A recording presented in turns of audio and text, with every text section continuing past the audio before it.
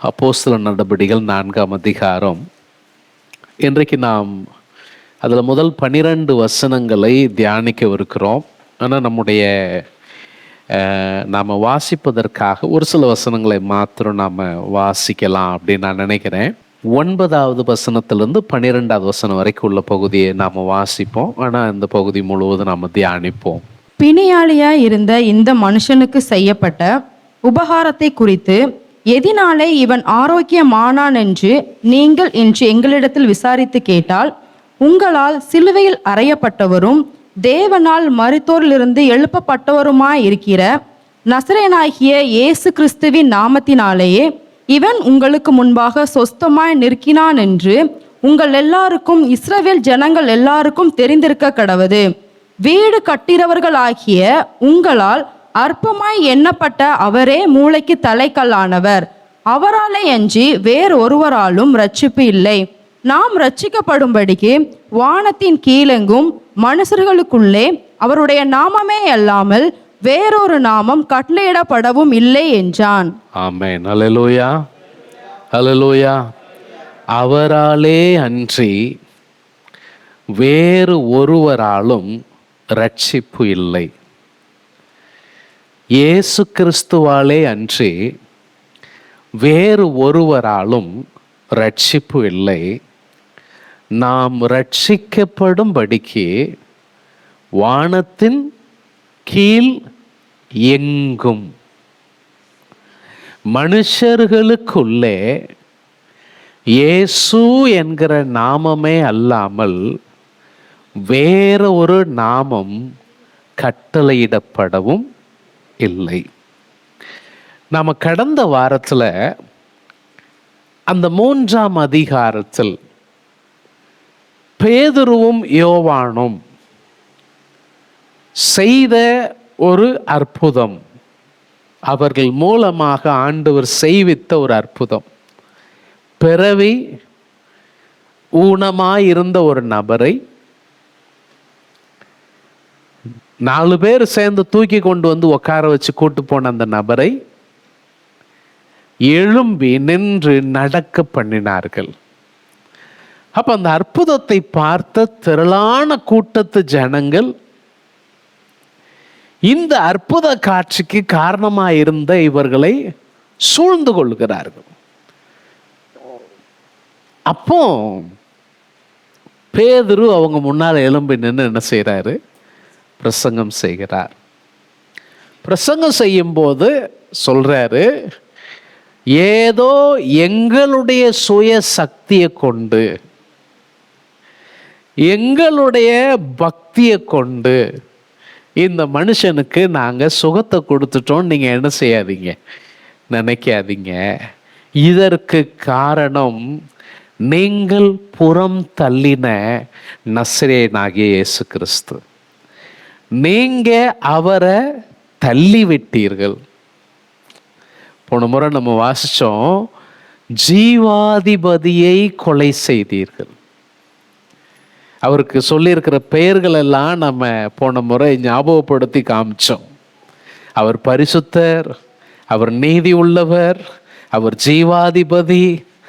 அவருடைய நாமம்தான் பரிபூர்ண சுகத்தை இந்த மனிதனுக்கு கொடுத்தது. இப்போ இந்த பிரசங்கம் போயிட்டு இருக்கு. இன்னும் பிரசங்கம் என்ன செய்யல, முடியல. 4வது அதிகாரம் துவக்கத்துல நீங்க பார்த்தீங்கன்னா அங்க சொல்லி இருக்கிறது, அவர்கள் ஜனங்களுடனே பேசிக்கொண்டிருக்கையில், பேசிட்டு தான் இருக்கிறாங்க. அப்ப என்ன நடக்கல? பிரசங்கத்துக்கு என்ன வரல? முடிவு வரல. அவர்கள் ஜனங்களுடனே பேசிக் கொண்டிருக்கையில் ஆசாரியர்களும் தேவாலயத்து சேனை தலைவனும் சதுசேயரும் 3 நபர்களுடைய பெயர் சொல்லியிருக்கு. இதுல ஒருத்தர் தனி நபர், 2 குழுக்கள். ஒன்று ஆசாரியர்கள். இவங்க யாரு? ஆசாரியர்களுடைய வேலை என்ன? தேவாலயம் சம்பந்தப்பட்டது. இப்போ சம்பவம் எங்க நடக்கு? தேவாலயத்தில் அலங்கார வாசல்ங்கிற ஒரு மண்டபம், அந்த பகுதியில் தான் சம்பவம் நடக்கு. அப்போ அந்த தேவாலயத்துக்கு ஆவிக்குரிய ரீதியில் பொறுப்பானவர்கள் யாரு? ஆசாரியர்கள். அடுத்து யார சொல்லியிருக்கு? தேவாலயத்து சேனை தலைவர். அப்படின்னா என்ன அப்படின்னு கேட்டீங்கன்னா, தேவாலயத்தை காவல் காக்கிறதற்கு போலீஸ் ஃபோர்ஸ் இருந்திருக்கிறது. Temple police force. அந்த தேவாலயத்து காவல் காக்கிறவர்களுடைய தலைவர். இப்போ நீங்கள் பழைய ஏற்பாட்டில் பார்த்தீங்கன்னா, ஆசாரியனாகிய ஆரோனின் வழியில் வருகிற பிள்ளைகள் எல்லாரையும் ஆண்டவர் ஆசாரிய ஊழியத்துக்கு என்ன செஞ்சார்? தெரிஞ்சுக்கிட்டார். ஆனால் ஆரோன் வருகிற அந்த சந்ததி அல்லது ஆரோன் வருகிற அந்த கோத்திரம் இல்லையா, இஸ்ரவேலில் 12 கோத்திரங்கள் இருந்தது. அதில் ஆரோனுடைய கோத்திரம் லேவி கோத்திரம்னு அறியப்படுகிறது. அந்த லேவி கோத்திரத்தை சேர்ந்த ஆண் பிள்ளைகள் எல்லோரும் 25 வயதிலிருந்து 50 வயது வரைக்கும் அவர்கள் இந்த தேவாலய சம்பந்தப்பட்ட வேலைகளை செய்யணும். ஆசாரியன் என்ன செய்வாரு? பலி செலுத்துகிறது, அந்த மாதிரியான பிரதானப்பட்ட வேலைகள் எல்லாம், தூபம் காட்டுகிறது, இதெல்லாம் ஆசாரியனுடைய வேலை, ஆரோனுடைய வம்சத்தில் வருகிறவருடைய வேலை. ஆனால் லேவியர்கள் அந்த பனிமொட்டுகளை சுத்தப்படுத்துகிறது, வெளியே உள்ள சுத்தப்படுத்துகிற வேலைகள், அது மட்டுமல்லாமல் தேவாலயத்தை பாதுகாக்கிற வேலை, இது போன்ற வேலைகள் எல்லாம் யார் செய்யணும்? லேவியர் செய்யணும்.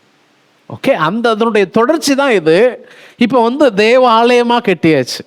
அப்போ அந்த ஆலயத்திற்கு லேவியர்கள் அந்த கூத்திரத்தை சேர்ந்தவங்க தான் என்ன செஞ்சுருக்கணும்? பாதுகாவலர்களாக இருந்திருக்க வேண்டும். அப்படிப்பட்ட சேனையின் தலைவன். அப்புறம் சொல்லியிருக்கு சதுசேயர். சதுசேயர் அப்படிங்கிறது யாரு அப்படின்னா, அவர்கள்தான் நியாயம் விசாரிக்கிற கூட்டத்தை சேர்ந்தவங்க. சதுசேயர் அவங்க தான் அன்னைக்கு இருந்த தலைவர்கள், ஆலோசனை சங்கத்தில் இருந்த முக்கியமான தலைவர்களில் ஒரு சிலர். ஓகே, இப்போ நீங்க அந்த வசனத்தை பாருங்க. அவங்க பேசிட்டு இருக்கும்போது இந்த 3 பேர் அடங்கிய குழு வருகிறது. அவர்கள் ஜனங்களுக்கு உபதேசிக்கிறதினாலும், எதனால? உபதேசம் பண்றதுனால, இயேசுவை முன்னிட்டு மரித்தோரிலிருந்து உயிர்த்தெழுதலை பிரசங்கிக்கிறதினாலும். அப்படின்னா என்னது? இது வேறு மாதிரி சொல்லுவோம்னா, இயேசு கிறிஸ்து உயிர்த்தெழுந்தது போல மரித்தோரும் உயிர்த்தெழுவார்கள். அதைத்தான் நாம் நேற்றைய போன ஞாயிற்றுக்கிழமை அதை நம்ம தியானிக்கும் போது அதை நம்ம சொன்னோம். 19வது வசனத்தில் 3:19 கர்த்தருடைய சன்னிதானத்திலிருந்து இளைப்பாறுதலின் காலங்கள் வரும்படிக்கு இல்லையா, அதைத்தான் உயிர்த்தெழுதல். இது அவங்களுக்கு தெரியும். அப்போ அவர் சொல்றாரு, இங்க லூக்கா எழுதி வச்சிருக்கிறாரு, எதற்காக இவர்கள் சினம் கொள்ளுகிறார்கள் அப்படின்னா, உபதேசிக்கிறது, 2வது குறிப்பா உயிர்த்தெழுதலை பிரசங்கிக்கிறது. என்ன பிரச்சனை தெரியுமா? இந்த சதுசேயர் அப்படிங்கிற கூட்டத்தார் அவர்கள் உயிர்த்தெழுதல் இருக்கிறதை நம்புகிறது கிடையாது. அவங்க தேவதூதர்கள் இருக்கிறத நம்ப மாட்டாங்க, உயிர்த்தெழுதல் இருக்கிறத நம்ப மாட்டாங்க. அப்போ இவர்கள் என்னதை குறித்து செய்தி கேட்கிறாங்க? இயேசு உயிர்த்தெழுந்தது போல மரித்தோர் எல்லாரும் ஒரு நாள்ல என்ன செய்ய போறாங்க? உயிர்த்தெழ போறாங்க. இப்ப என்ன நடக்கு? 4வது அதிகாரம் 2வது வசனம் கடைசியில சொல்லி இருக்கிறது, சினம் கொண்டு கோபம் அடைகிறார்கள். என்ன வருது? சினம் கொண்டு அவர்களை பிடித்து. அப்படின்னா என்ன நடக்கு? பிரசங்கத்தை பாதியில நிறுத்தியாச்சு இல்லையா? நீங்க 4ஆம் அதிகாரம் வசனத்தை கவனிக்கணும். அவர்கள் பேசிக்கொண்டிருக்கையில். அப்ப என்ன செய்யல, முடியல. பேசிட்டு இருக்கும் போதே பாதியில நிறுத்தியாச்சு. பிடிக்கிறது அப்படிங்கிறது ஒரு ஃபோர்ஸோட தான் அது நடக்கு இல்லையா? ஒரு ஃபோர்ஸோட அவங்கள பிடிச்சு, அவர்களை அந்த பிடிச்ச நேரம் சாயங்காலமா இருந்ததுனால மறுநாள் வரைக்கும், அடுத்த நாள் காலையில வரைக்கும் காவலில் வைத்தார்கள். எங்க வைக்காங்க? இதெல்லாம் சீஷர்களுக்கு புது அனுபவம். இதுவரைக்கும் சீஷர்கள் இந்த அனுபவத்துக்குள்ள என்ன செய்யல, போகல. ஆனா இயேசு கிறிஸ்து சொன்னார். இயேசு கிறிஸ்து இந்த 12 சீஷர்களை தெரிந்து கொண்டு 2 பேரா அனுப்பும் போதும், 70 சீஷர்களை தெரிந்து கொண்டு 2 பேரா அனுப்பும் போதும் சொன்னாரு, என் நாமத்து நிமித்தம் நீங்கள் பகைக்கப்படுவீர்கள். என்ன செய்யப்படுவீங்க? பகைக்கப்படுவீர்கள். அவர்கள் உங்களை துன்பப்படுத்துவார்கள். ஜெப ஆலயங்களில் உங்களை துன்பப்படுத்துவாங்க. ஆலோசனை சங்கத்தில் உங்களை கொண்டு போய் நிறுத்துவாங்க. அங்கேயும் உங்களை என்ன செய்வாங்க? துன்பப்படுத்துவார்கள். நீங்கள் என் நாமத்தின் நிமித்தம் பாடுபட வேண்டியது இருக்கும். இதெல்லாம் இயேசு எப்பவுமே சொல்லிட்டாரு. அவர்களோடு கூட இருக்கும்போதே சொல்லிட்டார். நீங்க அந்த 2 பேரா போயிட்டு அவங்க திரும்ப வந்து செய்தி சொல்லும்போது யாருமே அவங்கள அடிச்சதா செய்தி சொல்லலை இல்லையா? எல்லாரும் போயிட்டு வந்து ரொம்ப சந்தோஷமா சொல்றாங்க. என்ன சொல்றாங்க? ஆண்டவரே, பிசாசுகளும் எங்களுக்கு என்ன செய்யுது? கீழ்ப்படிது. உம்முடைய நாமத்துல பிசாசு போச்சோன்னா என்ன செஞ்சிருது? போயிருது. பிசாசுகளும் எங்களுக்கு கீழ்ப்படியுது. அப்போ இயேசு சொல்றாரு, அப்படி கிடையாது. பிசாசு உங்களுக்கு கீழ்ப்படியுதுன்னு என்ன செய்யாதீங்க? சந்தோஷப்படாதீங்க. பரலோகத்தில் உங்களுடைய பெயர்கள் எழுதப்பட்டிருக்கிறதற்காக என்ன செய்யுங்க? சந்தோஷப்படுங்க. அப்போ அந்த நேரத்தில் அவர்களுக்கு என்ன இல்லை? பிரச்சனை இல்லை. முத இவர்கள் துன்பத்தை கண்டது எப்போனா, இயேசு சொன்னார் இல்லையா, மெய்ப்பனை வெட்டுவேன், ஆடுகள் சிதறுண்டு போகும் என்று சொன்னப்பட்ட வார்த்தையின்படியே நீங்கள் எல்லாரும் இன்று ராத்திரியிலே என் நிமித்தம் நீங்க சிதறி போவீங்க. அப்ப இயேசுவுக்கு அந்த உபத்திரவம் நேரிட்டதைத்தான் அவர்கள் முதல் விசை பார்த்தார்கள். ஆனா அதுக்கு முன்னாலேயே அவரை கல்லை கொண்டு எறியறதுக்கு முயற்சி பண்ணாங்க. அவரிடத்துல வாக்குவாதத்துல ஈடுபட்டாங்க.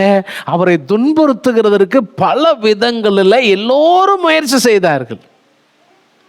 ஆனா மிகப்பெரிய துன்பம் என்பதை எங்க தான் சந்திக்கிறாங்கன்னா, அவர் சிலுவையில் காட்டி கொடுக்கப்படுகிற அந்த ராத்திரியிலிருந்து சிலுவையில் அடிக்கப்படுகிற அந்த காலம் வரைக்கும் உள்ளதைத்தான் அவர்கள் என்ன செய்றாங்க?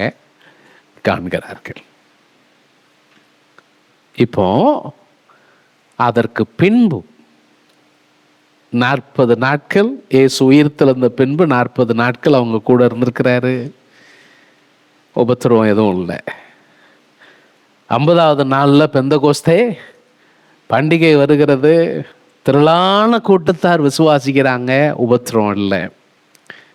இப்போ தான் முதல் விசையாக தாங்கள் நம்புகிற நம்பிக்கைக்காக, தாங்கள் சொல்லுகிற உயிர்த்தெழுதலின் செய்திக்காக எதிர்ப்பு வருகிறது.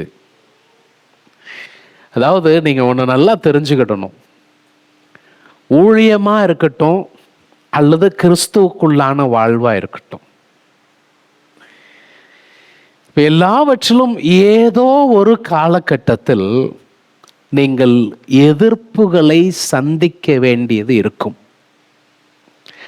நீங்க இயேசுவுக்காக வாழ்கிறீர்கள், இயேசுவுக்காக ஒரு ஸ்டாண்ட் எடுக்கிறீங்கன்னு சொன்னா உங்களுக்கு நிச்சயமா எதிர்ப்புகள் இருக்கும். அதை நாம் எவ்வாறு கையாளுகிறோம்? இது ரொம்ப ரொம்ப முக்கியமான ஒரு விஷயம். இப்போ நம்ம அந்த எதிர்ப்புகளை குறித்து அப்போஸ்தலர் நடபடிகளில் இன்னும் நம்ம படிப்போம். 1-2 வசனங்களை நான் காமிச்சு கொடுக்க விரும்புகிறேன். 4ஆம் அதிகாரம் 21வது வசனத்தை நீங்கள் பார்த்தீங்கன்னா, அந்த வசனத்தின் பின்பகுதியில் சொல்லி இருக்கிறது, அவர்களை பயமுறுத்தி விட்டு விட்டார்கள். இப்ப நாம வாசிச்ச பகுதியில முதல்ல சொல்லியிருக்கு, காவல்ல போட்டாங்க. காவல்ல போட்டுட்டு பயமுறுத்தி விட்டு விட்டார்கள். 5ஆம் அதிகாரம் 40வது வசனத்தை பாருங்க. அப்போஸ்தலரை அவர்களை வரவழைத்து அடித்து இயேசுவின் நாமத்தை குறித்து வரவழைச்சாங்களாம், அடிச்சாங்களாம். இயேசுவின் நாமத்தை குறித்து பேசக்கூடாது. நீங்க என்ன செய்யக்கூடாது? பேசக்கூடாதுன்னு கட்டளை கொடுத்து அவர்களை விடுதலையாக்கினார்கள். இதெல்லாம் ஒரு சில வேத வசனங்கள். நீங்க இப்போ அப்போஸ்தலர் நடபடிகள் புஸ்தகத்தை லூக்கா தான் எழுதியிருக்கிறார். இப்போ லூக்காவினுடைய சுவிசேஷத்திலேயே நம்ம 1-2 வசனங்களை பார்த்தோம்னா, அங்க ஆரம்பத்துல இருந்தே ஆண்டவர் இதை அவர்களுக்கு சொல்லி இருக்கிறார். லூக்கா 6ஆம் அதிகாரத்துல 22வது 23வது வசனத்தை பாருங்க. மனுஷகுமாரன் நிமித்தமாக ஜனங்கள் உங்களை பகைத்து. ஜனங்கள் உங்களை என்ன செய்வாங்க சொல்லுங்க? நீங்க இயேசு கிறிஸ்துவை சொந்த இரட்சகராக ஆண்டவராக ஏற்றுக்கொண்டால் எல்லா நேரமும் உங்களுக்கு நல்ல காலம் பிறக்குது அப்படிங்கிற மாதிரி எல்லா நேரமும் எல்லா காலமா இருக்காது, நல்ல காலமா இருக்காது. ஒரு காலத்துல நீங்களே இதை அறியாம தான் இருந்தீங்க, நீங்களே தெரியாம தான் இருந்தீங்க. சத்தியத்தை அறிகிற அறிவு வந்த பின்னால மற்றவர்கள் அதை அறிகிற பொழுது நமக்கு என்ன வரும்?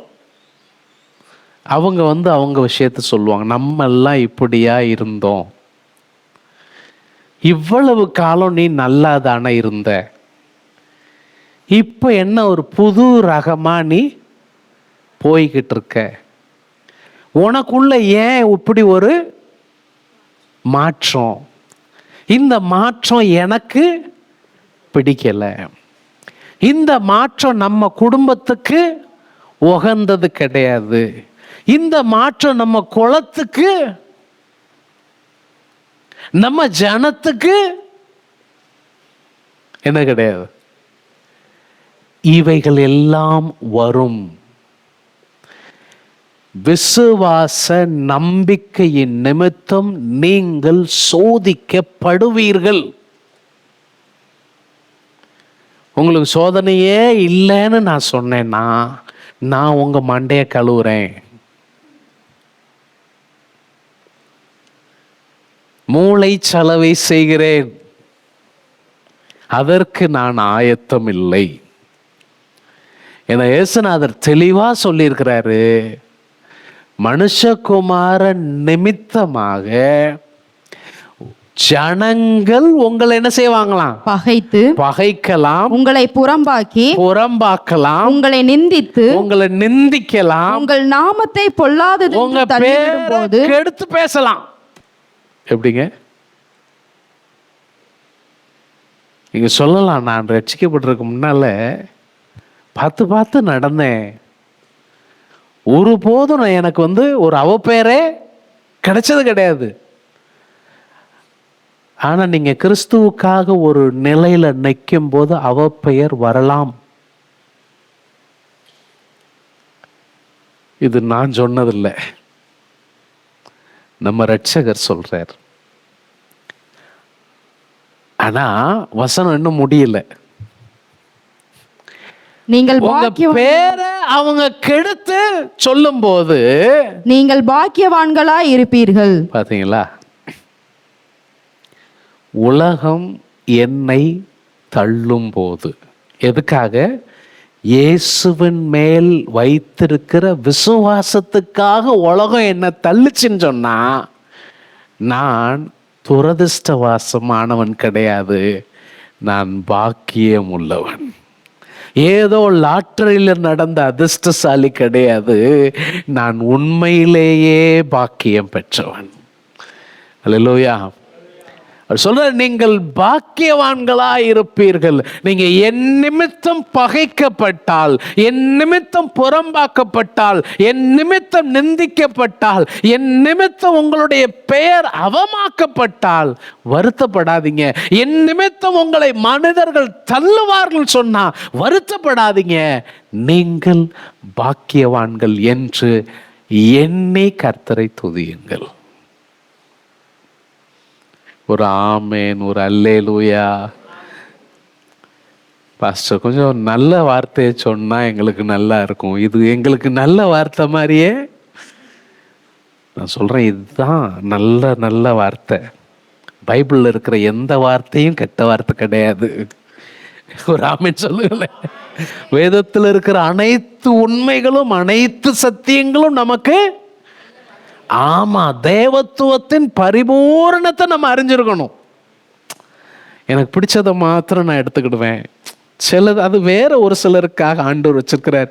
எனக்கு இதெல்லாம் அப்படிலாம் ஒதுக்க முடியாது. சாய்ஸ் எல்லாம் கிடையாது. வினா விடை அதுல வேணா நம்ம 4 சாய்ஸ் கொடுப்போம். இங்கெல்லாம் சாய்ஸ்க்கு வழியே கிடையாது. எல்லாம் கம்பல்சரி போர்ஷன் தான், அட்டன் பண்ணியே ஆகணும். ஓகே, அடுத்த வசனத்தை பாருங்க. அந்நாளிலே அந்நாளிலே நீங்கள் சந்தோஷப்பட்டு களி கூறுங்கள். என் நாளிலே? எந்த நாளில்?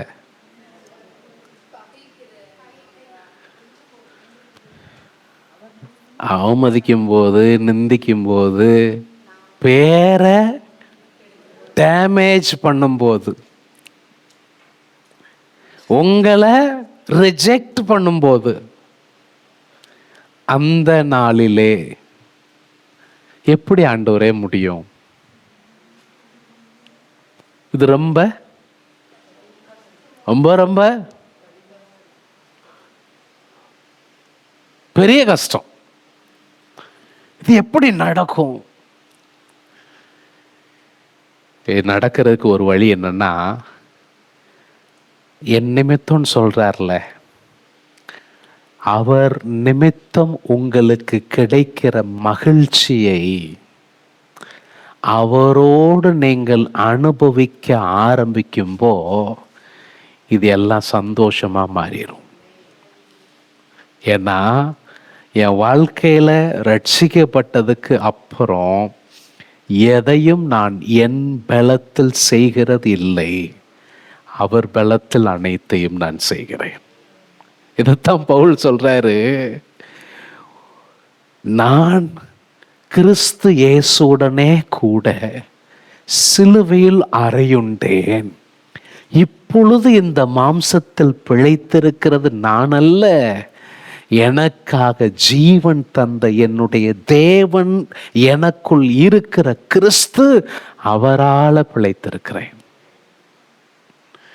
அப்போ அவர் சொல்றாரு, அந்நாளிலே நீங்க என்ன செய்யுங்க? சந்தோஷப்பட்டு என்ன செய்யுங்க? களி கூறுங்கள். களி கூறுங்கள். ஏன்? பரலோகத்தில் உங்கள் பலன் மிகுதியாய் இருக்கும். உங்களுக்கான பலன் மிகுதியாய் இருக்கும். சிலருக்கு இந்த வார்த்தையும் கொஞ்சம் பிரச்சனையா இருக்கு. என்னங்க பரலோகம் பரலோகம் பரலோகம், அங்க போய் என்னத்தங்க பார்க்குது, இங்க நான் என்னத்தை அனுபவிக்கிறது? இப்ப நான் அனுபவிக்க வேண்டாமா? இப்ப நான் பார்க்க வேண்டாமா? அது செத்ததுக்கு அப்புறம்லாம் பார்க்கணும் பரலோகம். நிறைய பேருக்கு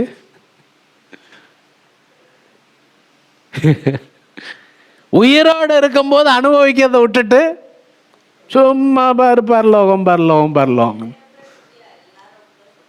நிறைய பேர் இல்லை, எல்லாருமே அப்படிதான் பச சொல்லுதாங்க. அப்படின்னா என்னன்னா, நம்ம ரொம்ப தூரம் பைபிளை விட்டு கடந்து வந்துட்டோம்னு அர்த்தம். நீங்க புதிய ஏற்பாட்டில் இருக்கிற அப்போஸ்தலர்கள் அத்தனை பேரையும் பார்த்தீங்கன்னா, அவங்க எல்லாரும் சொல்றது, அவர்கள் பலனை எதிர்நோக்கி நிகழ்காலத்தை கட்டமைச்சாங்க. அதாவது அன்னைக்கு பலன் கிடைக்குங்கிறதா இன்னைக்கு இருக்கக்கூடிய உங்களுடைய பிரச்சனைகளை விட்டு எஸ்கேப் ஆகிறதுக்காக பலன், எஸ்கேப் ஆகிறதுக்காக நீங்க பரலோகத்தை பாருங்கன்னு நம்ம சொல்லல. பரலோக வாழ்வை பார்த்து உன்னுடைய நிகழ்கால வாழ்வு கட்டமைக்கப்பட வேண்டும். You cannot escape from the present reality. இன்றைக்கு இருக்கக்கூடிய நிகழ்கால அனுபவங்களை விட்டு நீங்க எஸ்கேப் ஆகி அல்லது பைபாஸ் ஆகி பரலோகத்தை பாருங்கன்னு நம்ம சொல்லவே இல்லை. பரலோகத்தில் உங்களுக்கு பலன் இருக்கிறது. அதாவது இதைத்தான் பேதுரு எழுதுறாரு, எல்லாருமே எழுதுறாரு. நாம் ரட்சிக்கப்பட்ட பொழுது நமக்கான சுதந்திரம் பரலோகத்தில் வைக்கப்பட்டிருக்குது. அவர் சொல்றாரு, அழியாதது வாடாத ஜீவ கிரீடம். சுதந்திரம், அழியாத சுதந்திரம், வாடாத சுதந்திரம், நித்திய சுதந்திரம் நமக்காக வைக்கப்பட்டிருக்கிறது. இது ரொம்ப மேன்மையான சுதந்திரம். இதிலே நீங்க சந்தோஷப்படுகிறீர்கள். ஆனா அழிந்து போகிற பொன் அக்கினியிலே சோதிக்கப்படுகிறது போல உங்கள் விசுவாசமும் என்ன செய்கிறது? சோதிக்கப்படுகிறது. ஆனா நீங்க என்ன செய்யறீங்க? அவரை காணாது இருந்தும் அவர் மேல் நம்பிக்கை வைத்து நீங்க என்ன செய்யறீங்க? அவரை மகிமைப்படுத்தி மகிமையின் மேல் மகிமை அடைகிறீர்கள். இது எங்கிருந்து உங்களுக்கு இந்த பலம் கிடைக்கிறதுனா, நீங்கள் பெற்றுக்கொண்ட ரட்சிப்பிலிருந்து இந்த பலம் கிடைக்கிறது. அதாவது கிறிஸ்துவுக்காக ஒரு சிலர் அனுபவித்த கஷ்டங்களை நம்ம வாசிச்சு பார்த்தோம்னா நமக்கு மேலெல்லாம் புல்லரிக்கும். நமக்கு கேட்க தோணும், இப்படி ஒரு கஷ்டத்துக்குள்ள நான் போயிருந்தேன்னா நான் ஆண்டவரை மறுதலிக்காம அதுக்குள்ள போயிருந்திருப்பேனா? இந்த ரிச்சர்ட் உம்ராண்ட் அப்படின்னு சொல்லி ஒருத்தருடைய ஒரு ருமேனியா அப்படிங்கிற நாட்டில் ஊழியம் செய்த ஒரு பரிசுத்தவான், டார்ச்சர்ட் ஃபார் கிரைஸ்ட் அப்படின்னு ஒரு புஸ்தகம் எழுதியிருக்கிறார். அவருடைய அனுபவங்களை, கொடூரமான அனுபவங்கள், அதாவது நீங்க சொல்லி மாளாத அளவிற்கு பயங்கரமா, இவ்வளவு அனுபவத்துக்குள்ள ஒரு மனுஷனால போக முடியுமா அப்படின்னு கேள்வி கேட்கக்கூடிய நிலையில சிலரெல்லாம் போறாங்க. ஆனா உண்மையில என்ன தெரியுமா? ஒரு மனுஷனை தேவன் அந்த அனுபவத்திற்காக பலப்படுத்தாமல் அந்த அனுபவத்துக்குள்ள நடத்துகிறதே கிடையாது. நம்ம வாழ்க்கைக்கு என்ன கிருபை தேவையோ அதை தேவன் தந்து நம்மை நடத்துகிறார். நம்மளை எந்த ஒரு வழிக்கும் ஆயத்தப்படுத்தாமல் அவர் நம்மளை அந்த வழிக்குள்ள என்ன செய்யறது கிடையாது, நடத்துறதே கிடையாது. இதை நீங்க நல்லா நம்பணும். இதை நீங்க நல்லா உங்க மனசின் ஆழத்துல பதிய வச்சுக்கணும். அவர் எனக்கு கிருபை தருகிறார். எதுக்கு? துன்பம் வந்தால் அதை கடந்து போகிறதற்கான கிருபை அவரிடத்தில் இருக்கிறது இல்லையா? ஸோ நான் என்னத்தை கவனத்தில் வைக்கணும்னு சொன்னா, எனக்கும் என் இரட்சகருக்கும் இடையில் இருக்கிற உறவில் நான் கவனத்தை என்ன செய்யணும்? வைக்கணும். வச்சுக்கிட்டேன்னா இதெல்லாம் நான் ஈஸியாக என்ன செஞ்சிடலாம், கடந்து போயிடலாம். ஓகே, தொடர்ந்து என்ன சொல்றாரு பாருங்க. அவர்களுடைய பிதாக்கள் தீர்க்கதரிசிகள் அப்படியே செய்தார்கள். என்ன சொல்றாருன்னா, இது உங்களுக்கு புதுசு கிடையாது. இதுக்கு முன்னால இருந்த பரிசுத்தவான்களும் இந்த வழியில தான் என்ன செஞ்சிருக்கிறாங்க, வந்திருக்கிறாங்க. அதே வழியில தான் கர்த்தர் உங்களை என்ன செய்யறாரு, நடத்துகிறார் அப்படிங்கிறத சொல்ற. சரி, இன்னும் நிறைய வசனங்கள் நான் எழுதிட்டு வந்தேன், அவ்வளோ சொல்றதுக்கு நமக்கு நேரம் இல்லை. நாம் அடுத்த பகுதிக்கு போகணும். அப்படிங்கிறதுனால இங்கே முக்கியமாக நீங்கள் தெரிஞ்சுக்க வேண்டிய ஒரு விஷயம் என்னன்னா, இவர்கள் அப்போஸ்தலர்கள் இங்கே தான் முதல் விசை எதிர்ப்பை என்ன செய்கிறாங்க, சந்திக்கிறாங்க. அப்படி எதிர்ப்பு சந்திக்கும்போ 4வது வசனம் எனக்கு சும்மா இந்த வேத பகுதியில் 4வது வசனம் கொஞ்சம் ஒரு அந்த கோர்வையை விட்டு விலக்கி நிற்கிற மாதிரி இருக்குதோ அப்படின்னு தோணுது. அது 4வது வசனம் என்ன சொல்லுது பாருங்க. வசனத்தை கேட்டவர்களில் வசனத்தை கேட்டவர்களில் அநேகர் விசுவாசித்தார்கள். அநேகர் என்ன செஞ்சாங்களாம்? முந்தி என்ன வாசம், வசனத்தை இவங்க பேசிட்டே இருக்காங்க, பேச விடாம பாதியிலே நிறுத்தி கோவப்பட்டு வம்படியா பிடிச்சு கொண்டு போய் ஜெயில போட்டாங்க. ஆனா வசனத்தை கேட்டவர்கள், அவர்களில் அநேகர் விசுவாசித்தார்கள். அவர்கள் தொகை ஏறக்குறைய 5000 இருந்தது. 3000 இப்ப எவ்வளவுக்கு போயிருச்சு? 5000க்கு போயிருச்சு. இது என்னது சொல்லுது தெரியுமா? சபை எதிர்ப்பை கண்டு ஓடி ஒளிகிறது அல்ல, எதிர்ப்பில் பெருகுகிறது தான் சபை. அதனாலதான் சொல்லுவாங்க, blood of the martyr is the seed of the church அப்படின்னு சொல்லுவாங்க. அதாவது இரத்த சாட்சியினுடைய ரத்தம் சபைக்கான வித்தாக இருக்கிறது. சபையை அடுத்தடுத்த நிலைக்கு வளரச் செய்கிறது இந்த மாதிரியான அனுபவங்கள். அப்போ வாழ்க்கையில நமக்கு, அதாவது சாதாரண பாடுகளை நான் பேசலை, நான் சொல்ற பாடுகள் இயேசு கிறிஸ்துவின் மேல நீங்க வைத்த நம்பிக்கை நிமித்தம் உங்களுக்கு வரக்கூடிய பிரச்சனை. அது நிச்சயமாய் உங்களை என்ன செய்யும்? அடுத்த கட்டத்துக்கு கொண்டு போகும். நிச்சயமா உங்களை வளர செய்யும். அதைத்தான் இங்க நாம பார்க்கிறோம். சரி, தொடர்ந்து பார்க்கலாம். அப்ப என்ன நடக்கு? இவங்க மறுநாள்ல எல்லா அதிகாரிகளும் கூடி வராங்க. 5வது வசனம் சொல்லிருக்கு, ஜனங்களுடைய அதிகாரிகள், மூப்பர், வேதபாரகர். இவங்க யாருன்னு கேட்டீங்கன்னா, கிட்டத்தட்ட யூதர்களுடைய எல்லாமே சேர்ந்து வந்தாச்சு. அது மட்டும் இல்லாம நியாயப்பிரமாணத்தினுடைய ஸ்காலர்ஸ் இல்லையா, ரொம்ப மெத்த படித்த மேதைகள், சட்ட வல்லுநர்கள் அப்படி சொல்ற மாதிரி வேத வல்லுநர்கள் எல்லாம் வந்தாச்சு. வந்து 6வது வசனத்துல சொல்லியிருக்கு, பிரதான ஆசாரியனாகிய அன்னாவும் காய்பாவும் யோவானும் அலெக்சந்தரும் பிரதான ஆசாரியருடைய குடும்பத்தார் யாவரும் எருசலேமிலே கூட்டம் கூடி எல்லாம் கூடிட்டாங்க.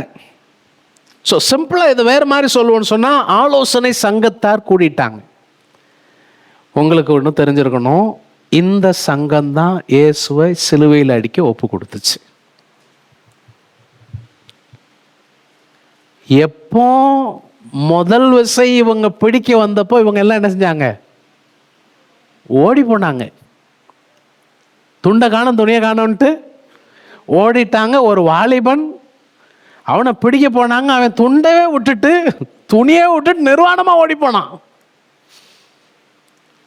ஆனா இப்போ பிடிச்சு எங்கேயே கொண்டு போய் விட்டாங்க? ஜெயிலே வச்சாச்சு. அதே குழுவினர் இப்போ தங்கள் நடுவிலே நிறுத்தி என்ன கேள்வி கேட்காங்க? நீங்கள் எந்த வல்லமையினாலே, எந்த நாமத்தினாலே இதை செய்தீர்கள் என்று கேட்டார்கள். எதை வச்சு இதை செஞ்ச? எந்த வல்லமையில செஞ்ச? எந்த நாமத்துல? யார் உனக்கு இந்த அதிகாரத்தை கொடுத்தது? அதான் அதனுடைய அர்த்தம். உனக்கு இதை செய்கிறதற்கு அதிகாரம் கொடுத்தது யார் உங்களுக்கு? அதாவது இயேசு கிறிஸ்து சொல்லி இருக்கிறாரு, உங்களை கொண்டு போய் ஆலோசனை சங்கத்துல ராஜாக்களுக்கு முன்பதாக கொண்டு போய் நிறுத்தி உங்களிடத்துல கேள்வி கேட்கும் பொழுது, நீங்கள் விசாரிக்கப்படுகிற பொழுது, நீங்கள் என்னத்தை பேசுவோம் என்று என்ன செய்யாதீங்க, கவலைப்படாதீங்க. ஏனெனில் பேசுகிறவர்கள் நீங்கள் அல்ல, பரிசுத்த ஆவியானவரே உங்களில் இருந்து பேசுவார். ஆக்சுவலாக இந்த வார்த்தை பேசுகிறவர்கள் நீங்கள் அல்ல, பரிசுத்த ஆவியானவர் உங்களிலிருந்து பேசுவாருங்கிறது ஏதோ நம்ம சாதாரணமாக பிரசங்கத்து நேரத்துக்குன்னு சொல்லப்பட்ட வார்த்தை கிடையாது. அது உண்மையிலேயே அவங்கள கொண்டு போய் நெருக்கடிக்கு உள்ளாக்கி அவங்க வாழ்வையே கேள்வி கேட்கக்கூடிய நிலையில கொண்டு போய் தள்ளி இருக்கும் பொழுது, அவர்கள் விசாரிக்கப்படும் பொழுது இந்த வார்த்தை வருது. இப்ப அதைத்தான் இங்க பேதுருவில் ஆண்டவர் அவர் சொன்னதை நிறைவேற்றுகிறார். என்ன நடக்கு பாருங்க, 8ஆம் வசனம் சொல்லுது, அப்பொழுது பேதுரு பரிசுத்த ஆவியினாலே நிறைந்து என்ன செஞ்சானா? ஒரு ஆமென் சொல்லுங்களேன். ஆவியானவருடைய ஆளுகைக்கு உட்பட்டான், அப்படி சொல்லலாம். பரிசுத்த ஆவியானவர் அவனை நிரப்பினார். பரிசுத்த ஆவியானவர் அவனை நிரப்பி அவர்களை நோக்கி, அவங்கள பார்த்து, ஜனத்தின் அதிகாரிகளே, ரூலர்ஸ் கேளுங்க, இஸ்ரவேலின் மூப்பரே கேளுங்க, பிணியால் இருந்த இந்த மனுஷனுக்கு செய்யப்பட்ட உபகாரத்தை குறித்து. பிணியாலினா என்னது? நோய்வாய்ப்பட்டவர் அல்லது சுகவீனமா இருந்த மனுஷர். அப்ப இந்த நபர் இதுவரைக்கும் கிட்டத்தட்ட 40-46 வருஷமா என்னவா இருக்கிறாரு? நோயாளியா இருக்கிறார். ஏன்னா அவருடைய வாழ்வாதாரத்திற்காக பிறரை சார்ந்து இருக்க வேண்டிய அவசியம் அவருக்கு என்ன செய்யுது இருக்கு. அவரை கொண்டு போய் தேவாலயத்தில் வைக்காங்க, அவர் திரும்ப வீட்டுக்கு கொண்டுட்டு போறாங்க, அவருடைய அன்றாட வாழ்க்கை செலவுக்கு பிச்சை எடுக்க வேண்டியிருக்கு. இதுதான் அவருடைய நிலைமை. ஸோ இதை இவர் என்னன்னு சொன்னார்? நோயாளி. இந்த நோயாளியா இருந்த இந்த மனுஷனுக்கு என்ன செய்யப்பட்டது? உபகாரம் செய்யப்பட்டது. சொல்லுங்க, எல்லாரும் சொல்லுங்க, என்னது? சத்தமா சொல்லுங்க. இந்த மனுஷனுக்கு நாங்க என்ன செஞ்சிருக்கிறோம்? நல்லது செஞ்சிருக்கிறோம். இப்ப நாங்க எதுக்காக விசாரிக்கப்படுறோம்? ஏதோ ஒருத்தர் வீட்டை கொள்ளையடிச்சு, ஏதோ ஒரு 4 பேரை கொண்டு போட்டு, இல்ல வேற ஏதோ சமூக விரோதமான செயலை செய்து கலாச்சாரத்தை சீரழிச்சு சொல்றாங்கல்ல, அந்த மாதிரி அதுக்காக விசாரிக்கப்படல. நாங்க எதுக்காக விசாரிக்கப்படுகிறோம்? உபகாரத்திற்காக விசாரிக்கப்படுகிறோம். எதுக்கு? நல்லது செஞ்சதுக்காக.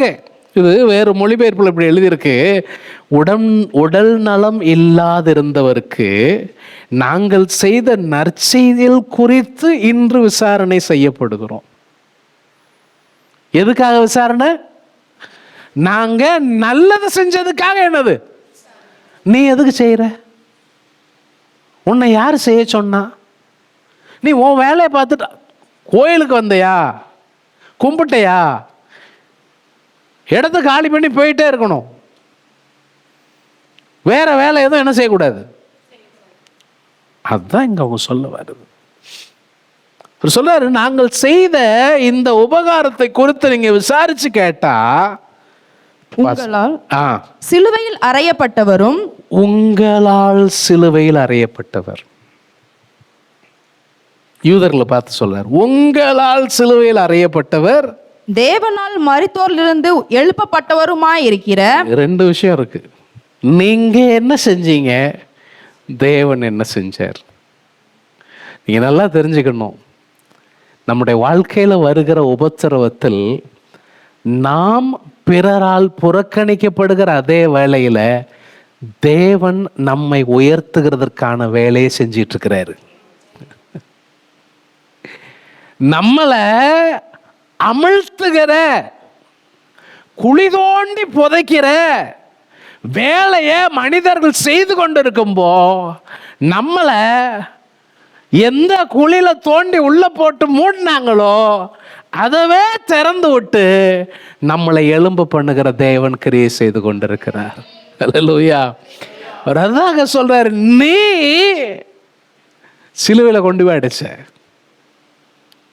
ஆனா தேவன் அவரை மரித்தோரிலிருந்து எழுப்பினார். உங்களால் சிலுவையில் அறையப்பட்டவர் தேவனால் மரித்தோரிலிருந்து எழுப்பப்பட்டவருமாய் இருக்கிற நசரேயனாகிய இயேசு கிறிஸ்துவின் நாமத்தினாலேயே இவன் உங்களுக்கு முன்பதாக சுத்தமாய் நிற்கிறான் என்று நல்லா நிற்கிறான். பூரண சுகத்தோடு நிற்கிறான். நசரேயனாகிய இயேசு கிறிஸ்துவின் நாமத்தினாலே நலம் அடைந்து உங்களுக்கு முன்னால நிற்கிறான். இதுக்கு நாங்க காரணம் இல்லை, இயேசு கிறிஸ்து காரணம். இந்த இயேசுவை நீங்க புறக்கணிச்சீங்க. இந்த இயேசுவை தேவன் என்ன செஞ்சார்? எழுப்பினார். தேவனால் எழுப்பப்பட்டவர். நீங்க அப்போஸ்தலர் நடபடிகள் முழுசும் வாசித்து பார்த்தீங்கன்னா ஒவ்வொரு அதிகாரத்திலும் எங்கெல்லாம் அவங்க இயேசுவை பற்றிய சாட்சி சொன்னாங்களோ அங்கெல்லாம் உயிர்த்தெழுதலை குறித்து சொல்லுவார்கள். உயிர்த்தெழுதலை குறித்த செய்தி இல்லாமல் சாட்சி முடிகிறது கிடையாது. உதாரணத்துக்கு நீங்க 2ஆம் அதிகாரம் 24வது வசனத்தை பாருங்க. தேவன் அவருடைய மரண உபாதிகளின் கட்டை அவிழ்த்து, இயேசு கிறிஸ்துவின் மரண உபாதிகளின் கட்டை அவிழ்த்து அவரை எழுப்பினார். அவர் மரணத்தினால் கட்டப்பட்டிருக்க கூடாதிருந்தது இல்லையா? 3ஆம் அதிகாரத்துல 15ஆம் வசனம், போன வாரம் நம்ம அதை பார்த்தோம், திரும்பவும் நம்ம வாசிக்கலாம். 3:15 என்ன சொல்றாங்க பாருங்க. ஜீவாதிபதியை கொலை செஞ்சீங்க. அவரை தேவன் மரித்தோரிலிருந்து எழுப்பினார். அதற்கு நாங்கள் சாட்சிகள் இல்லையா?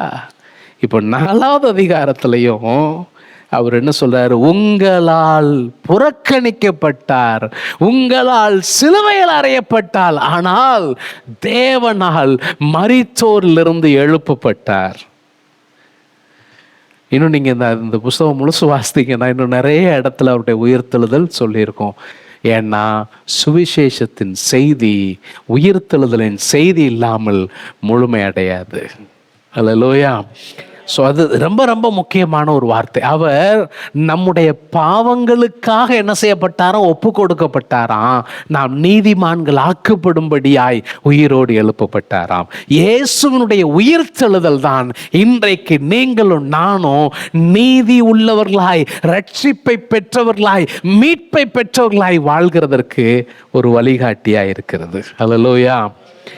ஓகே, சரி. இப்போ அடுத்து என்ன சொல்றாரு பாருங்க. வீடு கட்டிறவர்களாகிய உங்களால், நீங்க வீடு கட்டுற நீங்க அற்பமாய் எண்ணப்பட்ட, என்னங்க அற்பமாய் எண்ணப்பட்ட அவரே மூளைக்கு தலைக்கல்லானவர். மூளைக்கு தலைக்கல்லானவர். நீங்க அவரை என்னன்னீங்க? அற்பமாய் என்னன்னீங்க. இன்னைக்கும் அநேகர் ரட்சிக்கப்படுறதுக்கு முன்னால அது வெள்ளைக்கார கடவுள், அது இந்த குறைஞ்ச ஜாதிக்காரங்களுடைய கடவுள்.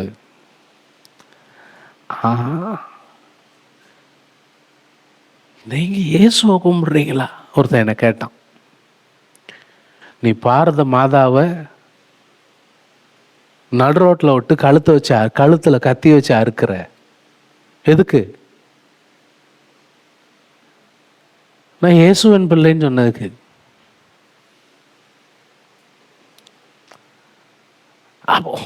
ஒவ்வொருத்தரும் ஒவ்வொரு மாதிரி. கிறிஸ்தவன் என்றால் அற்பமாய் எண்ணப்படுகிறான். ஏன்னா கிறிஸ்துவே அப்படிதான் எண்ணப்பட்டார். எது வரைக்கும் அற்பமா எண்ணுவாங்க தெரியுமா? அவங்களுக்கு தெரியற வரைக்கும். ஏன் அற்பமா என்றாங்க தெரியுமா? அவங்களுக்கு தெரியல. அதனாலதான் இயேசு சொன்னாரு, பிதாவே ஒரு மன்னிங்க. ஏன்? தெரியல. பவுல் இது அழகா எழுதுவாரு, அவர்கள் அவரை அறிந்திருக்கவில்லையே, அறிந்திருந்தார்களே ஆனால் அவரை சிலுவையில் அடித்திருக்க மாட்டாங்களே. தெரியல அவங்களுக்கு. இயேசுடைய மகத்துவத்தை தெரிந்திருந்தால் அவருக்கு தங்களுடைய வாழ்க்கையை ஒப்பு கொடுத்திருப்பாங்க. இந்த சமாரிய பெண்ணிட்ட இயேசு கேட்காரு பாருங்க, ஸ்திரீயே தாகத்துக்கு தா. உன்னை எந்த அம்மா? நீர் யாரு? நீர் இந்தியாக்காரு, நானும் பாகிஸ்தான்காரு, என்கிட்ட தண்ணி கேட்கலாமா? நம்ம பாஷையில் சொன்னாதானே. அப்ப இவர் சொல்றாரு, ஏம்மா நீ தேவனுடைய பரிசை, தேவனுடைய ஈவை உன்னிடத்தில் தாகத்துக்கு தானு கேட்கிறவர் யார் அப்படிங்கிறத நீ அறிஞ்சிருந்தன்னா, நீ அவர்கிட்ட கேட்டிருப்ப, அவர் உனக்கு ஜீவ தண்ணீரை தந்திருப்பார். தெரியல. இப்ப வாசிங்க, வீடு கட்டுவர்களாகிய உங்களால் அற்பமா எண்ணப்பட்ட அவரே. மூளைக்கு தலைக்கல். சில நேரத்துல நம்ம ஒரு சிலர் ரொம்ப அற்பமா நினைப்போம், ஆனா அவங்க எங்கேயோ போயிடுவாங்க. யாரையும் அற்பமா நினைக்க கூடாது, யாரையும் குறைச்சு மதிப்பிடக்கூடாது,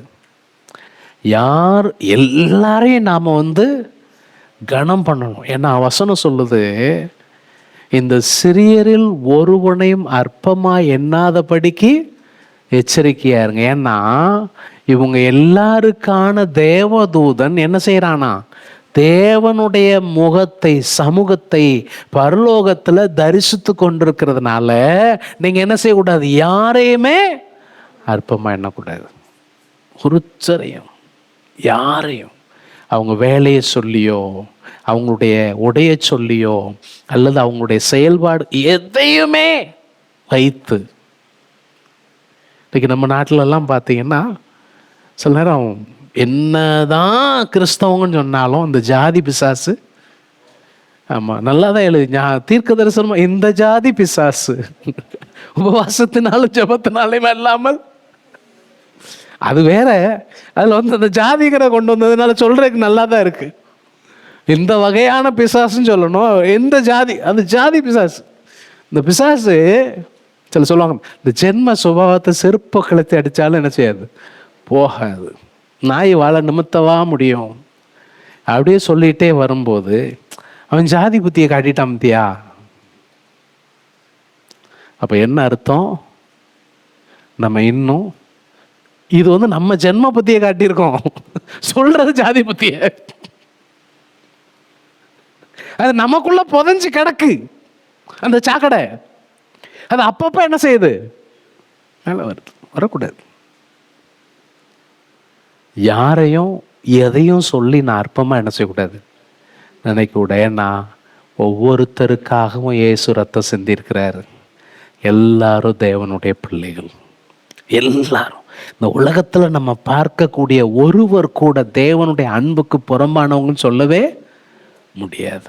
அற்பமாய் நீங்க என்னன்னீங்க, அவர் மூளைக்கு தலைக்கல்லானார். இதை நம்ம சொல்லணும், நிறைய சொல்ல முடியும். இதையே பேதுரு 1 பேதுருல எழுதும் போது சொல்றார். 1 பேதுரு 2ஆம் அதிகாரத்துல 4வது 5வது வசனத்தை பாருங்க. மனுஷரால் தள்ளப்பட்டதாயினும் தேவனால் தெரிந்து கொள்ளப்பட்டதும் விலையேற பெற்றதுமாய் இருக்கிற ஜீவனுள்ள கல்லாகிய அவரிடத்தில். இயேசு யாரா? ஜீவனுள்ள கல். அப்படினால கல் வச்சு கும்பிடலாங்கேலா? கல்லுக்கு என்ன கிடையாது. பரவாயில்ல, என்னை தப்பிச்சு விட்டுட்டேன். நான் என்னத்தை சொல்லிவிட்டேனே, என்னத்தை பதில் சொல்றேன்னு தெரியாம முழிச்சுக்கிட்டு இருந்தேன். பதில் சொல்லி கொடுத்துட்டேன். என்ன கல்லு? ஆமா, மனுஷர் தள்ளினார்கள், ஆனால் தேவன் தெரிந்து கொண்ட விலையேற பெற்ற ஜீவனுள்ள கல்லாகிய அவரிடத்தில் சேர்ந்தவர்களாகிய நீங்களும் நானும் யார்கிட்ட சேர்ந்திருக்கோம்? சொல்லுங்க, யார்கிட்ட சேர்ந்திருக்கோம்? ஜீவனுள்ள கல்லாகி அவரிடத்துல சேர்ந்திருக்கிறோம். ஜீவனுள்ள கற்களை போல நம்மளும் யாரா? அப்ப இயேசு மாத்திரம் கல்லு கிடையாது. அதனாலதான் சில நேரம் கல்லு மாதிரி இருக்குமோ. அதுலயும் ஜீவன் சொல்லணும். ஜீவனுள்ள கற்களை போல கற்களை போல ஆவிக்கேற்ற மாளிகையாகவும். என்னதுங்க? சொல்லுங்க. நம்ம இயேசுவோடு கூட மாளிகையா கட்டி எழுப்பப்படுகிறோம். என்ன அற்புதமான சித்திரம் பாருங்க. அவர் ஜீவனுள்ள கல், விலையேறப்பட்ட கல், நாமும் ஜீவனுள்ள கற்கள். அப்போ நம்முடைய வாழ்வு அவரோடு இசைந்திருக்கிற, அவர் மேல் கட்டப்பட்டிருக்கிற வாழ்வு. இதுதான் கிறிஸ்தவ வாழ்வு. நம்ம நிறைய நேரம் இந்த மேன்மையை உணர்ந்து பார்க்கறது இல்லை, இந்த மேன்மையை சிந்திக்கிறது இல்லை. இந்த மேன்மையை சிந்திக்க முடியாத படிக்கு உலக கவலைகள், உலக காரியங்கள், உலக பாரங்கள் நம்மளை அழுத்துது. அடிக்கடி நம்ம மார்த்தாலா மாறிடுறோம். ஆண்டவர் சொல்ல வேண்டியிருக்கு, மார்த்தாலே மார்த்தாலே, நீ அநேக காரியங்களை குறித்து கவலைப்பட்டு கலங்குகிறாய், தேவையானது ஒண்ணுதான். மரியாள் தன்னை விட்டு எடுபடாத நல்ல பங்கை தெரிந்து கொண்டா. நல்ல பங்கை நம்ம தெரிஞ்சுக்கிட்டோமான்னு நம்ம அடிக்கடி நம்மளை சோதிச்சு பார்க்க வேண்டிய. இது எல்லாருக்கும் உள்ள பிரச்சனை, ஏதோ ஒருத்தருக்குள்ள பிரச்சனை கிடையாது. பேசுற எனக்கும் இந்த பிரச்சனை இருக்கு, கேட்குற உங்களுக்கும் இந்த பிரச்சனை இருக்கு. நம்ம நேரம் ஆயிடுச்சு. கடைசியா சொல்றாரு, அந்த 4ஆம் அதிகாரத்துல 12ஆம் வசனம் ரொம்ப முக்கியத்துவம் வாய்ந்த வசனம். அவராலே அன்றி, இயேசுவாலே அல்லாமல் வேறு ஒருவராலும் ரட்சிப்பு இல்லை. ரட்சிப்பு இல்லை. நாம் ரட்சிக்கப்படும்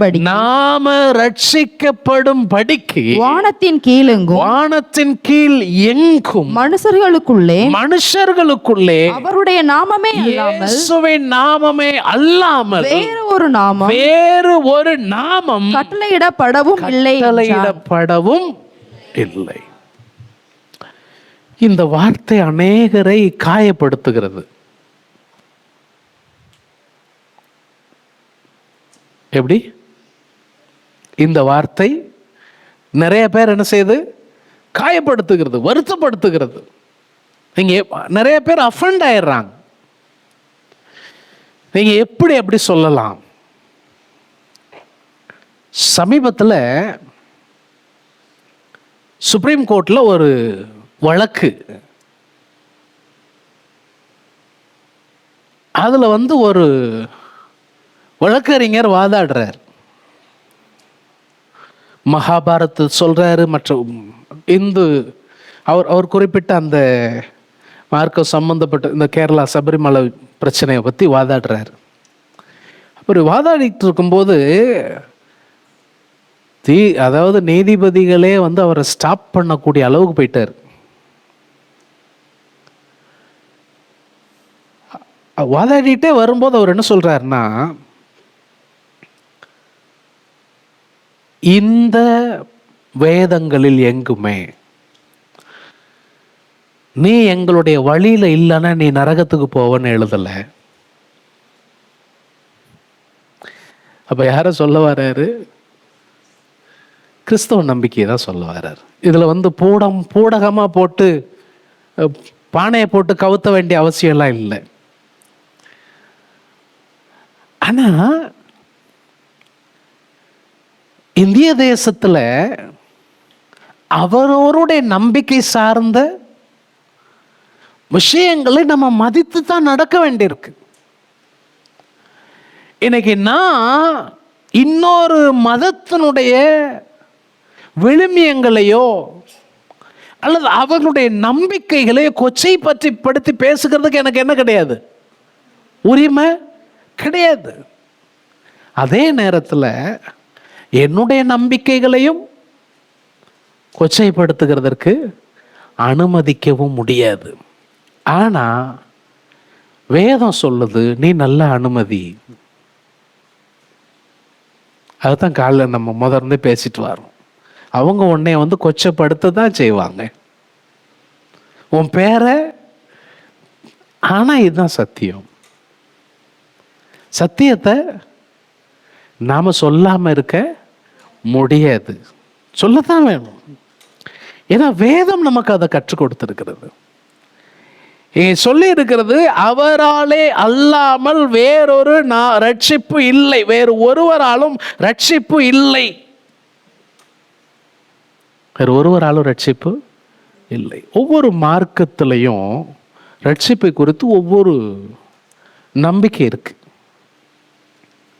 நாம வந்து ஒரு மரித்த பின்பு புதிதா இன்னொரு அவதாரத்துக்குள்ள போகிறதா நம்ம என்ன செய்யல, நம்பல.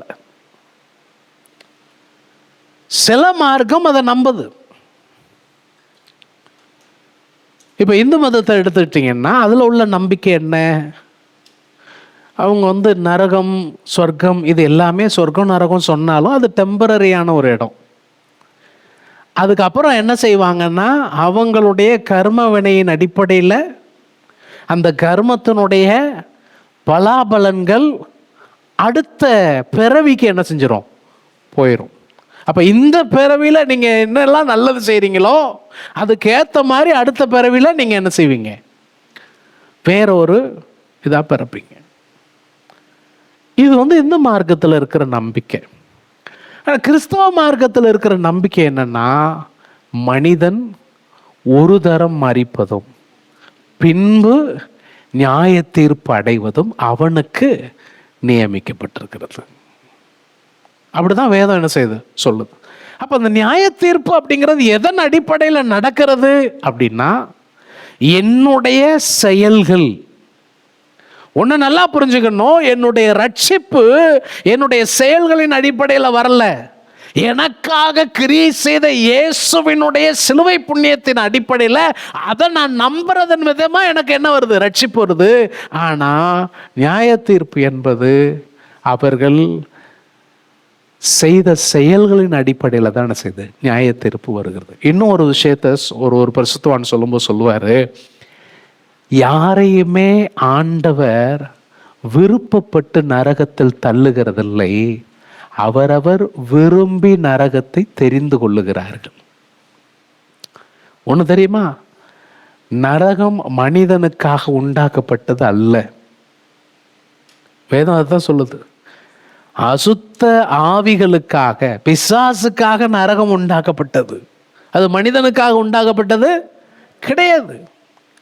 அப்போ ஒருவன் தன் கிறிஸ்துவின் மேல் நம்பிக்கை வைக்க விருப்பம் இல்லாமல் இருக்கிறான் என்று சொன்னால் அதை அவன் தானாக விரும்பி என்ன செய்யறான், தெரிந்து கொள்ளுகிறான். அப்படித்தான் நம்ம அதை என்ன செய்யணும், புரிஞ்சுக்கிடணும். நீங்க யோவான் சுவிசேஷம் 3ஆம் அதிகாரம் 36வது வசனத்தை பாருங்க. யோவான் 3:36. குமாரனிடத்தில் விசுவாசமாய் இருக்கிறவன் நித்திய ஜீவன் உடையவனாய் இருக்கிறான். என்னது இருக்கு அவனுக்கு? நித்திய ஜீவன் இருக்கிறது. குமாரனை விசுவாசியாதவனோ ஜீவனை காண்பதில்லை.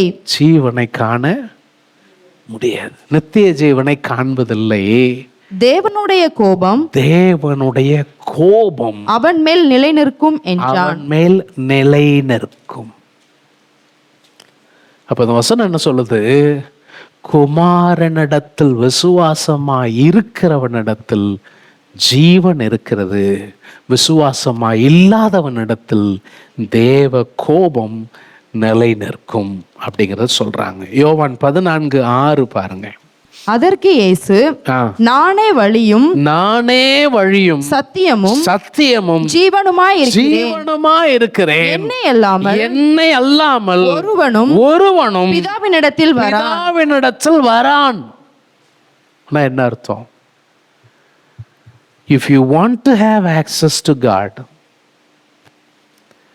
தேவனிடத்தில் வருகிறதற்கான நுழைவாயில் இயேசு கிறிஸ்து தான். அப்படிதான் வேதம் நமக்கு என்ன செய்து போதிக்கிறது. யோவான் நிருபத்தை எழுதும்போது 1 யோவான், இதை மாத்திரம் நம்ம வாசித்து நம்ம ஜெபிச்சிடலாம். 1 யோவான் 5ஆம் அதிகாரம் 11, 12, 13 வசனங்களை பாருங்க. தேவன் நமக்கு நித்திய ஜீவனை தந்திருக்கிறார். தேவன் நமக்கு நித்திய ஜீவனை தந்திருக்கிறார். அந்த ஜீவன் அவருடைய குமாரனில் இருக்கிறது என்பதை, குமாரனில் இருக்கிறது என்பதுதான் சாட்சியாம். குமாரனை உடையவன் ஜீவனை உடையவன். என்ன சொல், அதே வார்த்தை தான். குமாரனை உடையவன் ஜீவன் உடையவன். தேவனுடைய குமாரன் இல்லாதவன் ஜீவன் இல்லாதவன். 13ஆம் வசனத்தை பாருங்க. உங்களுக்கு நித்திய ஜீவன் உண்டு என்று நீங்கள் அறியவும் தேவகுமாரனுடைய நாமத்தின் மேல் நீங்கள் விசுவாசமாய் இருக்கவும்,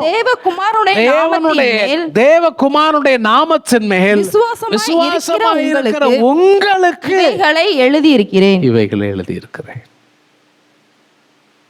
நாம விசுவாசிக்கிறவர்களுக்கு இவைகளை என்ன செய்யறோம்? பேசுறோம். விசுவாசிக்கிறவர்களுக்கு இவைகளை பேசுகிறோம். அப்ப விசுவாசிக்கிறவர்களுக்கு என்ன அறிவு வேணும்? நித்திய ஜீவன் இருக்கிறது. இந்த மேன்மை உங்களுக்கு இருக்கிறது. இந்த மேன்மையை பெற இயேசுவிடத்தில் வாருங்கள். ஏன்னா அவராலே அல்லாமல் வேறு ஒருவராலும் மனிதருக்கு ரட்சிப்பு இல்லை. மனிதன் ரட்சிக்கப்படும்படி இயேசுவின் நாமமே அல்லாமல் வேறொரு நாமம் நமக்கு கட்டளையிடப்படவும் இல்லை. முழங்கால் படியிடுவோம், கர்த்தருடைய முகத்தை நோக்கி பார்ப்போம். எங்கள் இரட்சகரே, உம்மை நன்றியோடு துதிக்கிறோம். இந்த நாளில் நீர் எங்களோடு பேச நம்முடைய நல் வார்த்தைகளுக்காய் உமக்கு ஸ்தோத்திரம். உம்முடைய நாமத்து நிமித்தம் எங்களுக்கு வருகிற எதிர்ப்புகளை எவ்வாறு எதிர்கொள்வது?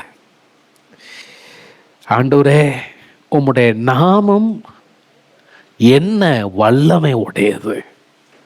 உம்முடைய நாமம் எவ்வளவு பெரிய ரட்சிப்பை தருகிறது என்பதை இன்றைக்கு நாங்கள் தியானித்தோம். எங்களுக்காக கையளிக்கப்பட்ட இயேசு என்கிற நாமத்திற்காக கோடி நன்றிகள். நீர் எங்களுக்கு தந்திருக்கிற ரட்சிப்பின் மேன்மைக்காக கோடி நன்றிகள்.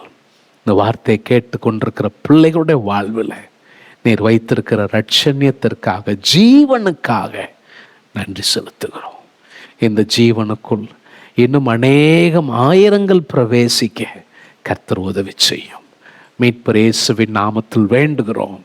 ஜெபம் கேளும் நல்ல பிதாவே, ஆமென்.